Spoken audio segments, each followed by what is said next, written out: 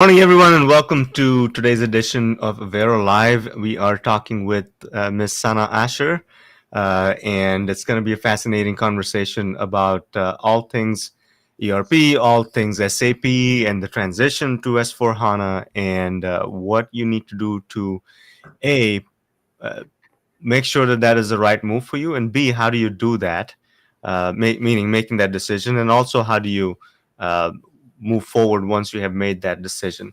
My name is Avi. I'm the founder and CEO at Avero. We are an independent ERP and digital transformation consulting firm, and we work primarily in local governments in the US. So that'll add another flavor to this discussion, Sana. Um, Absolutely.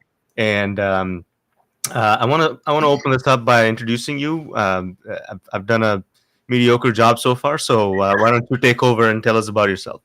Thank you, Avi. And thank you for taking the time to have me here. Much appreciated. This is going to be a really good discussion. Good morning, everyone, or good afternoon. I don't know where you were tuning in from, but my name is Sana Asher. I had the pleasure of knowing Avi for a couple of weeks, and here I am to talk about SAP transformations, and what is actually happening in the SAP world today. Thank you, Sana. And reminder, folks, we go live every week on Wednesdays with guests and special topics, and all of this turns into some really good educational content. Whether you're a client or a prospect, please take advantage of it. It's on our YouTube channel and all of our social platforms. And then if you're joining today, let us know in the chat box where you're calling in from. And as a special giveaway today, we are inviting you to our free government GovTech webinar workshop, which is going to be held on the 28th of August. All the details are on the QR code to your right or left. It's somewhere on the screen. Scan it and tell us you want to attend, and we'll make sure that you get all of the information. It'll be a 4 hour long panel discussion on various topics related to GovTech, including how do you write RFPs, how do you get business in the government space, general state of the union on the state of the industry, and diving into some really important topics like AI. So join us there, and we look forward to interacting with you. So to kick this thing off, Sana, tell us about what you're up to. I know you've had a long career Yes. with SAP Consulting. You're a consultant after my own heart, and we've reminisced about being in the consulting field for a long, long time. So Yes. let's start with your background. Where'd you start from, and how did you end up in this field? Sure, absolutely. So, Avi, I've been around the SAP ecosystem for about 30 years now. And last year, I decided to kind of step out of the corporate America kind of situation and decided to go out on my own. And one of the reasons for doing that specifically was mainly because every organization I've worked with, and believe me, they're really good companies, they're good organizations, they mean well. But somehow we talked about keeping the customer interest in mind, but somehow that never happened, right? It was Mhm. always about, margins and driving profitability and how are you going to handle the P&L. And I just came to a point in my life where I figured, you know what, it's time to do good work. It's time to really go back into the ecosystem and work with clients and give them a opportunity to work with people like myself in an unbiased way so they can make the right decisions for their organizations, right? As we live in interesting times right now, and we'll talk a little bit more about that, but lots of opportunity, and I just felt this was the right time to do it. So here I am doing my own advisory services. So tell us more about that, because Sure. we do advisory services too, Yes. and my understanding is that it's along the same lines of assessing where you stand today with your systems, and in your case specifically with SAP. Tell us a little bit more about what you offer and how it's valuable to your clients. Absolutely, Avi. So, as you are aware, and like I just said, interesting times, SAP has an impending event, which is the current, ECC software Mhm. that is running is going to be end of life as of 2027. Given the number of clients that SAP has globally, only about 40% or 50% have even started that journey, right? So there's a huge chunk of clients who have not even made a decision as to what they want to do, how do they Yeah. want to move, if they want to move, right? What I am trying to do is I'm trying to create a 12-week advisory engagement with these clients and give them a complete insight on what their transformation will look like. One of the challenges that I am seeing is, given the SIs, given the number of partners that are in this ecosystem, everybody's going in with with an intent. Let me just use that word, intent, Hmm. with saying that, okay, I will do the assessment for you, and if I get the bigger deal, I'll refund the money back, right? For me specifically, my assessment is just the assessment. My goal is to go in, the 12 weeks, use that 12 weeks with the client, help them understand what their current landscape looks like, what kind of innovations, what kind of automations, what do they really have before they actually consider making the move, right? Yeah. And I am not attaching myself to any other outcomes except the fact that I will deliver this advisory in 12 weeks to give you a lot of insights and data so you can make the right decision as to where you want to make the move. So, and remind our viewers, what is the impending event? It's ECC going away, and Correct. Yes. it's not a forced migration. It's a recommended migration to S4 HANA, and that's happening in 2017, That is 2027. happening in 2027. Yes. So, a Yeah. reminder on that, AV, Yeah. what's happening is that ECC, which is the current SAP software, is going end of life or end of mainstream support as of 2027. So, SAP is recommending to their clients to go to S4 HANA. And a lot of the clients who will not be migrating will land up being on the ECC platform for a few years. And there's no reason why they can't be, because there are other, you know, organizations out there like Spinnaker, like Rimini Street, who will help them with support. But say, having said that, obviously they will be behind the curve of innovation, behind the curve of automation, right? They are not going to get the full and the furious from the SAP S4 HANA system. So that's the impending event. Okay, and so clients really have three options then, Yes. right? One is stick with ECC but find another party to provide services. B is move to S4 HANA, Yes. and C is to leave that ecosystem altogether and move somewhere else, Ooh, interesting, right? interesting third What choice. are you seeing? I know you're Yes. chasing only SAP clients that want to stay with SAP, but is the third option even a real Yeah, it option? is.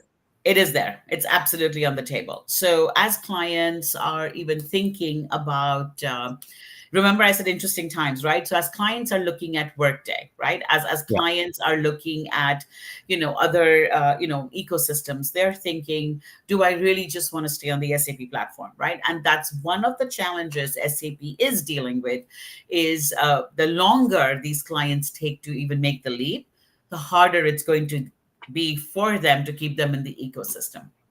hmm. But what are you?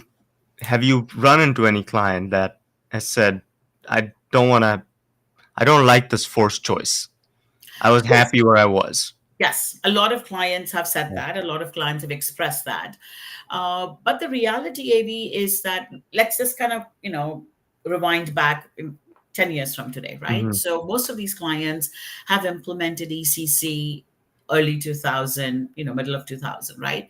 So if you think about it, they have already added a lot of custom code. They've added a lot of processes, all of these pieces in their enterprise, right? Yeah. Now, imagine, and you and I both know business is dynamic, business is not static. Imagine if these clients have had a merger or an acquisition, right? Imagine, or they have been acquired, right? Yeah. Now they are forced to figure out, oh, what do I do with my SAP system? How do I do a carve out? Do I merge into the newer system? And the challenge has been, I'm not even up to date, right? So my Yeah. business processes are not up to date.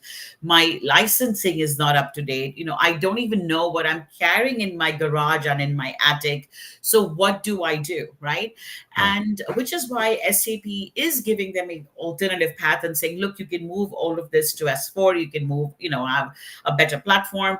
But to your point, it is a forced feeling to a lot of clients that, why are you telling me to do this? And You and I both know software companies have to do what they have to do, but the reality is these are definitely older systems. For some of my clients that I've seen, they've actually finished implementing ECC as late as 2021, Oh wow. 2022. Oh, yeah. And they started like on multi year programs.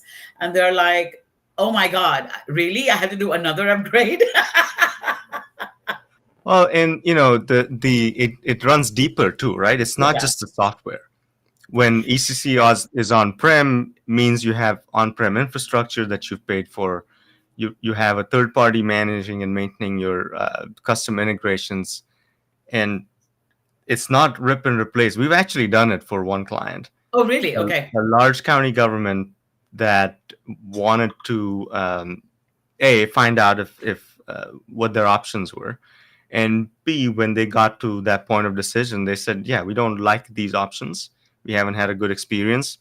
And SAP is trying really hard to change that perception, especially in the Yes. in the gov space, about Yes. their large size, large price tag. They're doing a good job of changing that perspective, but 4 or 5 years ago it was prevalent. It So was. yeah, so we've helped clients move away from, not because of our recommendation, the clients Right. Because themselves were that's like, what they wanted. Yeah. yeah, we want to see what else is out there. So what that opens up to is, now all of that investment you've made in on-premise infrastructure, the people, your contracts, all of that is appended. So Exactly. this is not an easy transition to make. In 10 years, it'll be easier because most people will be on SaaS and cloud platforms. Yes, it Moving will be. from, And yeah. absolutely, Avi. And to add to this, to your thought process, to exactly what you just talked about, talent. That's the Hmm. other big thing, right? Absolutely, that's a very huge thing because many of these people, many of the ecosystem within the SAP world, is going to be retiring in the next 10 years. Yeah. Which means you are going to need a sizable chunk of people to step up and have that kind of experience from a business process perspective, from understanding SAP perspective. And these people are 25, 30 years in the ecosystem, and that we are not seeing the newer generation or the newer people coming in kind of pick up and keep moving, right? Yeah. So that's going to be another big gap in the ecosystem, maybe.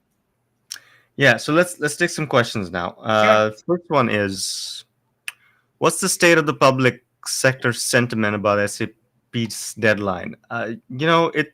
It's I think it's similar to everywhere else.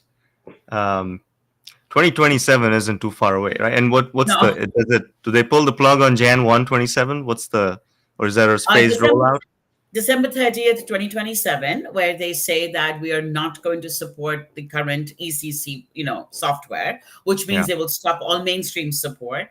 But there are other companies, like I mentioned, who will still do it. So, most clients will absolutely, if they don't move by 2027, will continue maybe for a year or two on the other platform until they figure out what they really want to do.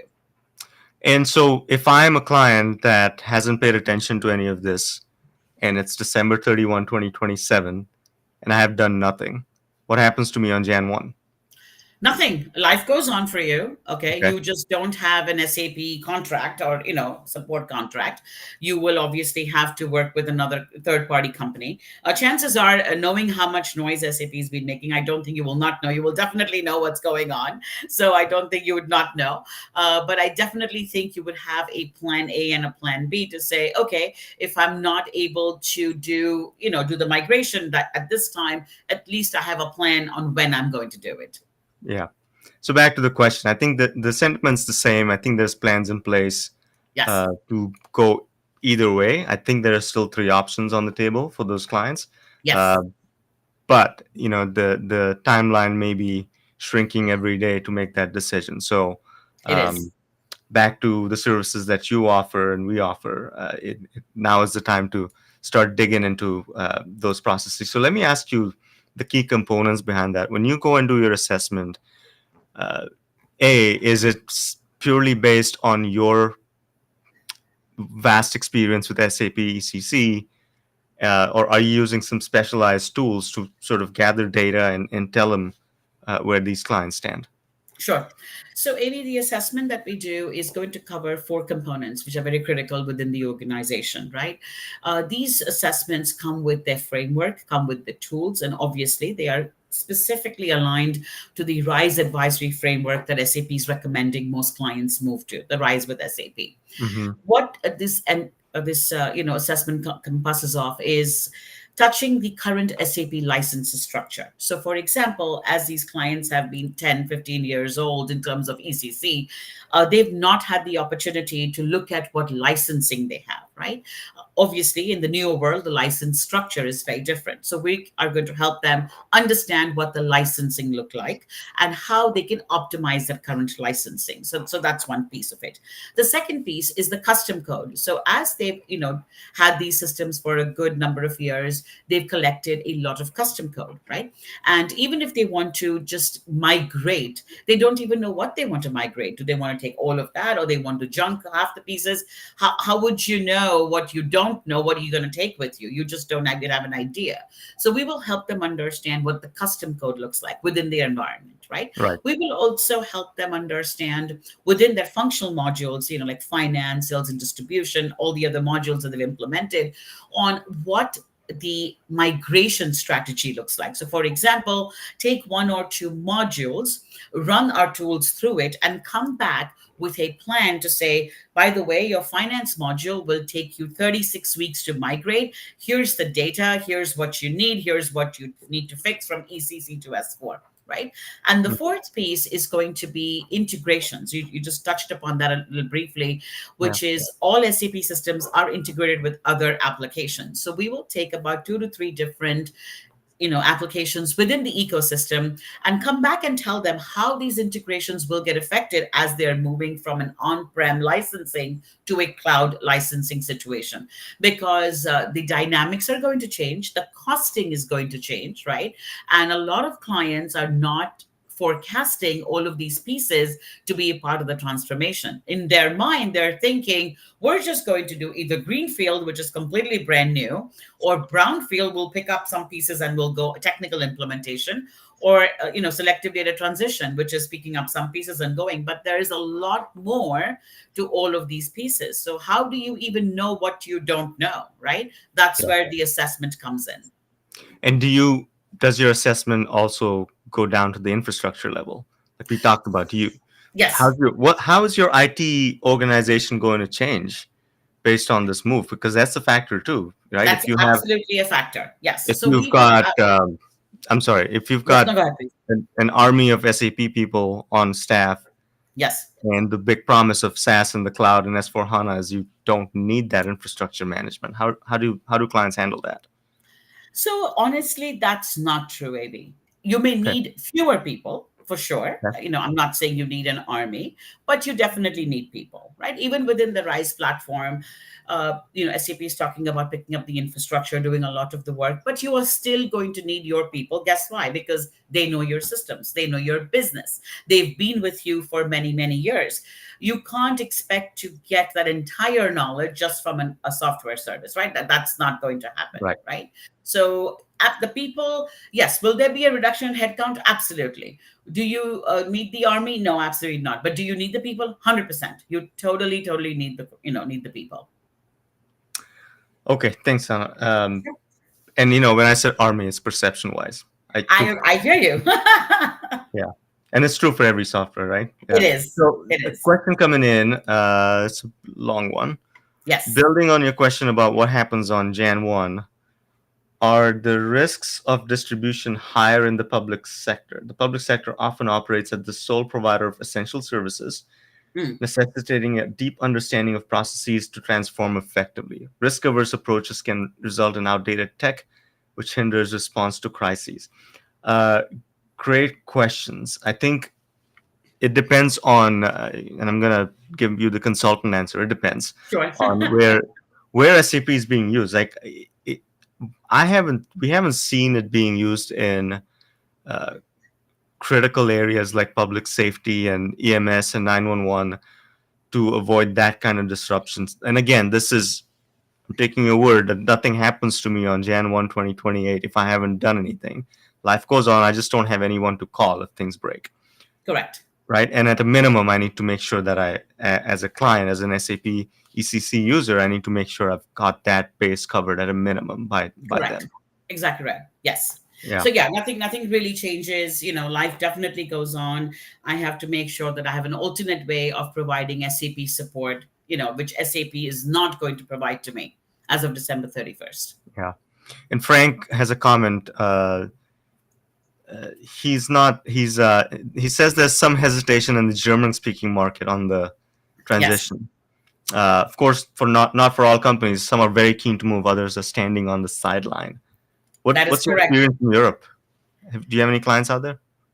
No, no, we just have a couple, not too many, but that's a general sentiment, Avi, across. That's a general sentiment that we're seeing. That clients are standing on the sideline, which is why exactly we are talking about doing the assessment, and we're saying, look, at least get a handle on your on your current landscape, right? If you have a handle, which is your first step, then you will understand what to do. So for example, part of our assessment deliverables is coming out with a roadmap, right, for the S4 transformation, giving them a view on what a costing model looks like from a staffing and a costing perspective, right? Giving them a business use case to say this is what you can take to your leadership teams, right?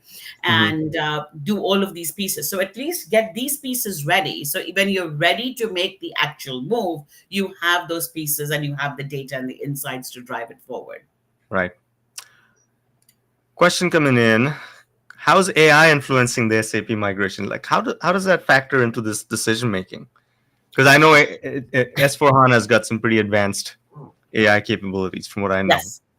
Definitely, yes. So it is. I don't think it's influencing. I think it's doing, and I'll tell you what I mean by that. Hmm. So yes, lots of AI capabilities. Lots of automation, lots of tools. Within the S4 ecosystem, right? But I don't think clients are seeing all of that yet, because again, Hmm. standing on the sideline, right? Or do I Yeah. make the jump? Do I just go ahead and make the decision? So the guys who are making the decision are on an older S4, which we're calling Hmm. S3 now, the older version. So they also need to kind of upgrade. And the newer guys, which is the at old ECC needs to move to S4, they will not be able to see the power of AI until they actually make that decision. But yes, it's very much prevalent within these migrations. So where again, I'm a CIO, I'm a CFO, Yep. um, facing this dilemma. I just got the news. Um, where is my source of information? Right? I'm skeptical of Yes. software vendors. I don't believe the marketing. Um, where do I go to get the real scoop on what's going on? How do I deal with this? How do I communicate with my executives and boards? What's the best practice on dealing Sure. with this? Sure. So obviously, analyst reports, right? I mean, even if you Yeah. keep the software piece out of it, right? Analyst reports, advisors, AV like you, like me, who are Hmm. going to give them an unbiased information and unbiased point of view. Yeah. And the bigger challenge is how do I go back to my leadership team and say, we need to spend another 10, 15, 20 million dollars depending on what the size of the company is. How do I go back and ask for that kind of money until and unless I don't know what I am doing, right? Yeah. Again, coming back to our assessment phase, if I can do the assessment, if I can equip a CFO, a CTO, a CIO and say, look, this is what you got, this is what you're dealing with, then you are able to go back to your leadership teams and say, look, this is a risk that I'm willing to take, but I have a lot of data and I know my risk factor is not that crazy. So even if I don't move on 2027, I probably move 2028, 2029. But now I know what I'm doing. I may have to take support from an outside party for 1 or 2 years, but there Hmm. is a plan. Today, there is not even a plan, AB. They just don't know. They're just like deers, staring into headlights, wondering, okay, what's next? Yeah, and that's not a great place to be, right? Because as someone leading the charge on a massive system that your organization uses, you should be up on top of things. Um, Exactly. so when let's questions about your assessment phase again. You said 12 weeks. Is that across the board, no matter what the size of the organization is? That is correct. Yes, it is exactly across the board, 12 weeks, and we'll be touching the components I talked about. Yes. And are there instances where the client wants a deeper dive into things? Because in my experience, when you do an assessment like this, where client says, "Tell us if the system's right for us or not," it's a great opportunity to look at the business as a whole, right? Because Correct. your ERP system's touching every process. And we have instances where client says, "You know what, we started with the ERP thing, but look, it gives me an opportunity to redesign my organization or move policies around or pursue a different line of service." What's been your experience with that kind of overhaul? Sure. So, AV, for us, I definitely am sticking to the 12 weeks, right? If a Okay. client is looking for a deeper dive, we are going in for a different engagement with them after the 12 weeks, only because the kind of scope that we're touching between the licensing, the custom codes, the integrations, as well as all of the other pieces, there is not enough time to touch more than that kind of information in 12 weeks, right? And Yeah. then we're giving everything back within a RISE advisory framework. But I've absolutely seen clients who've come back and said, "This is great. I love it. Let's just do this. And then let's go out and do exactly to your point, AB, more process work," right? I have an opportunity to rehaul my entire system. And a lot of clients are saying, "Let's start here with an ECC piece, look at the whole business, and absolutely go back and reprocess or repurpose my business processes right at this time." But you and I both know, AB, it's a pretty huge undertaking. So unless and until there's a lot of commitment from the clients, it's not something you and I can push. Well, and that's something that Avero does really well. We're Yes, I know business that. Yes. process ninjas, and it's a great opportunity. Is something that I would actually recommend doing instead of jumping into another system or another version of this. It's a great time to take a deeper dive into your Agreed. processes. And that's why we are working together, right, AB? So that makes Yeah, it very, very easy for us. absolutely.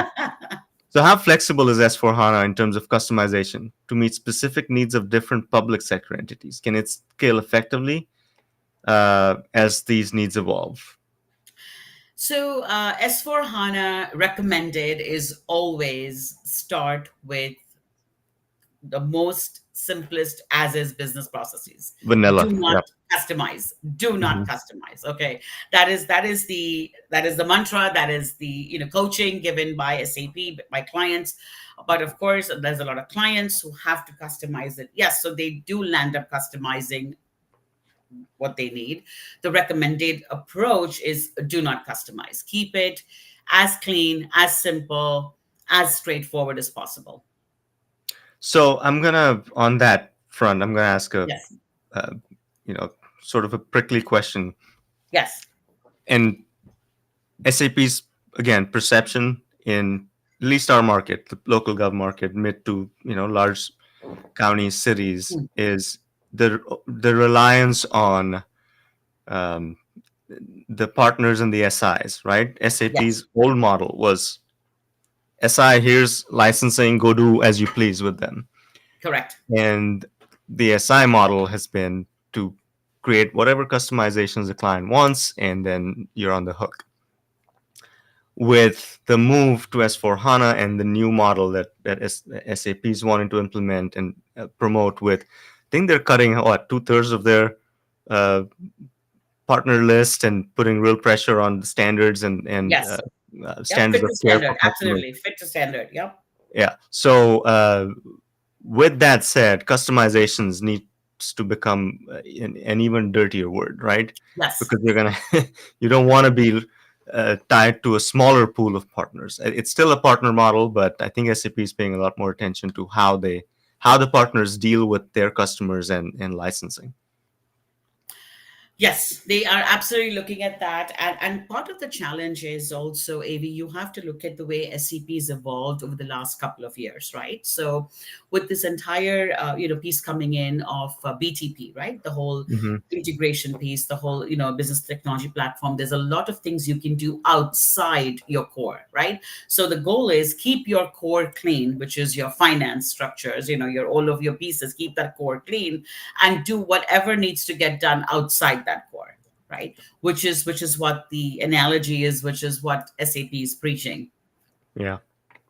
No, it's this whole thing is very fascinating to me. It So, is.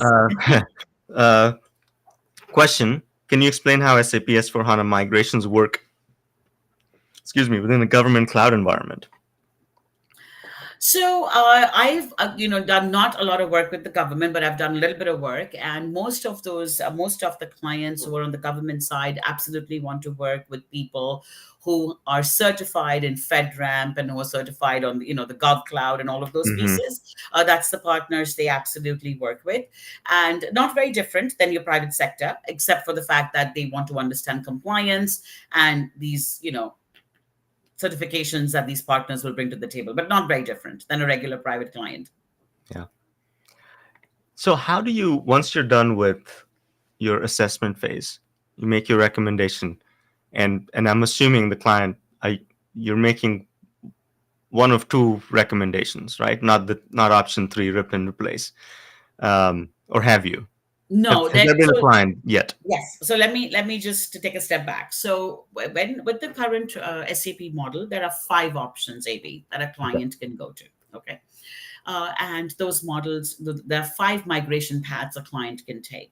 One is a complete new greenfield, one is a Hmm. brownfield, just move the technical piece, one is a selective data transformation, one is private cloud, one is public cloud, right? What our recommendation is going to be, we will give these five migration paths or five paths to a client and say, this is what we are seeing from where we are. We think you should go and do a greenfield, and I'm just making this up for a second, Yeah. right?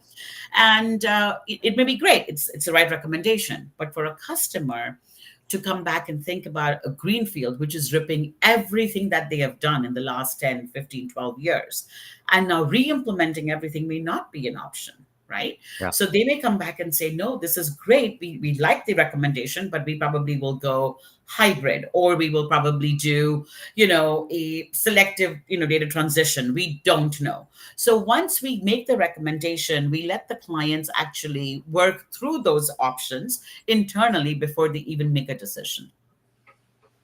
No, that's great. Um, how do you see the role of assessments evolving and changing with advancements in technology and transformation trends? I think the question's pointing to,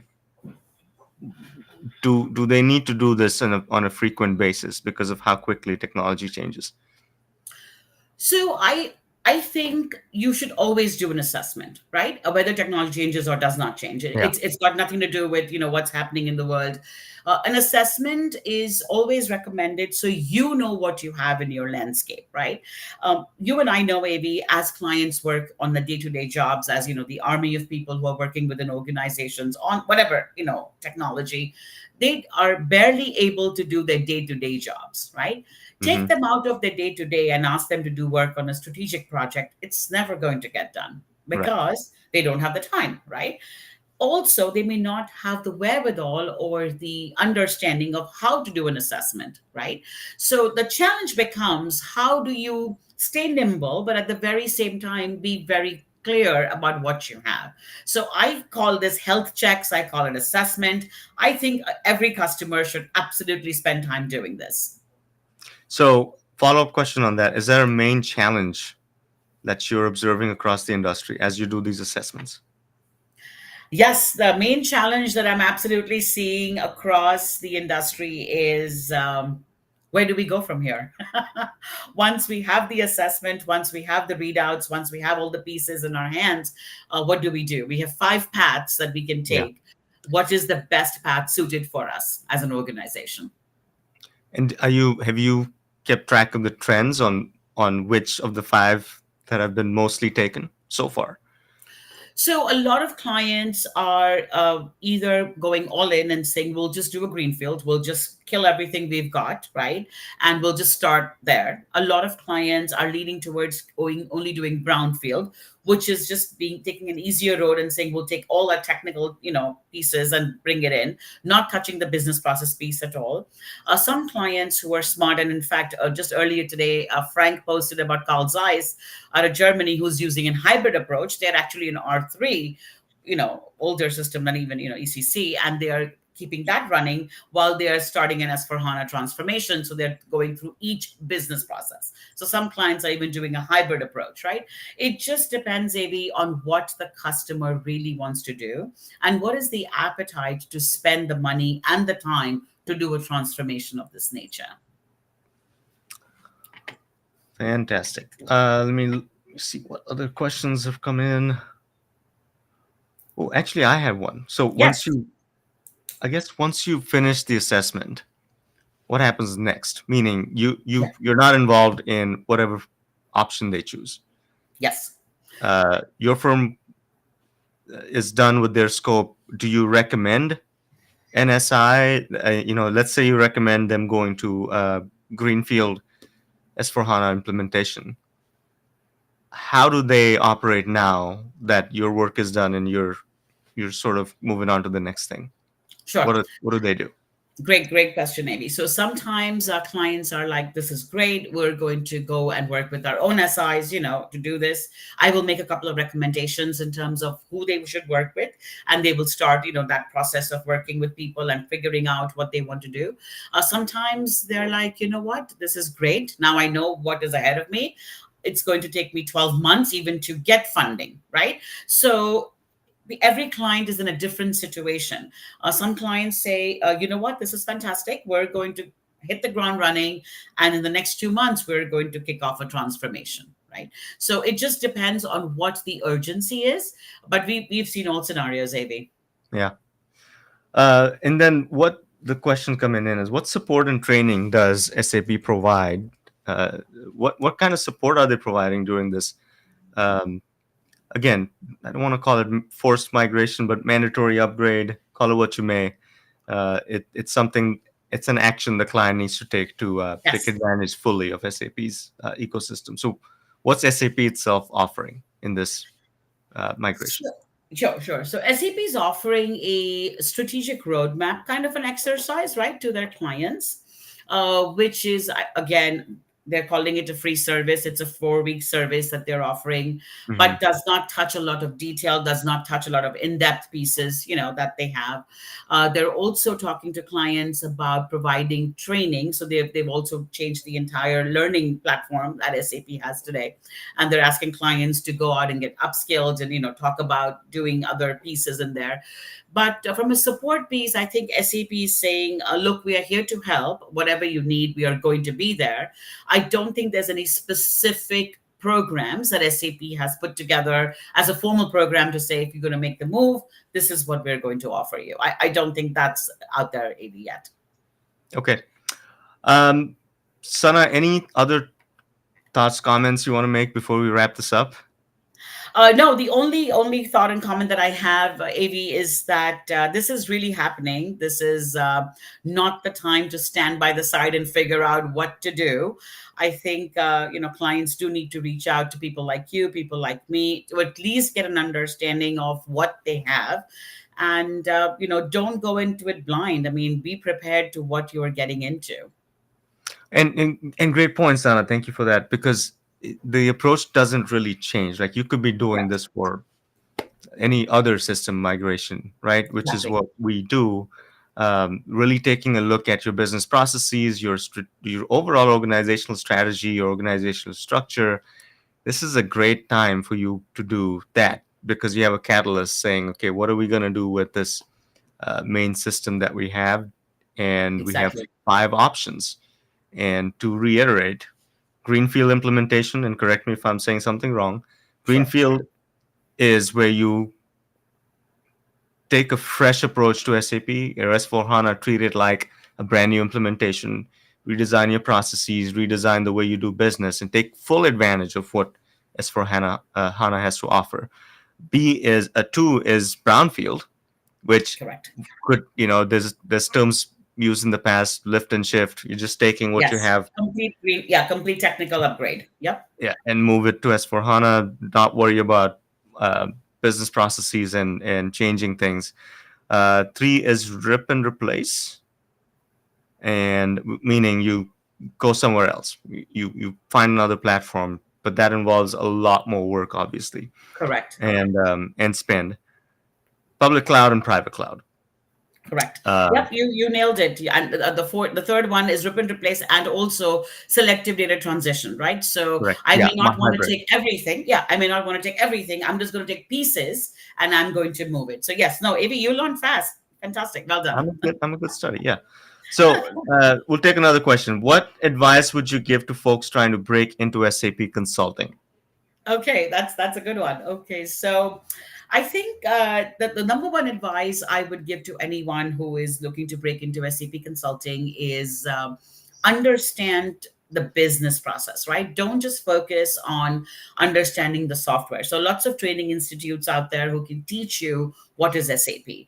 I Hmm. think, but your real value is able to be talk about or articulate a business process or understand how a business works. So for example, if you're working in a manufacturing sector, you should understand what is a product the company is making, how are they making it, what is the distribution cycles, how where are they selling it, what are they doing, and all of this together will help you become a better consultant because now you understand business, right?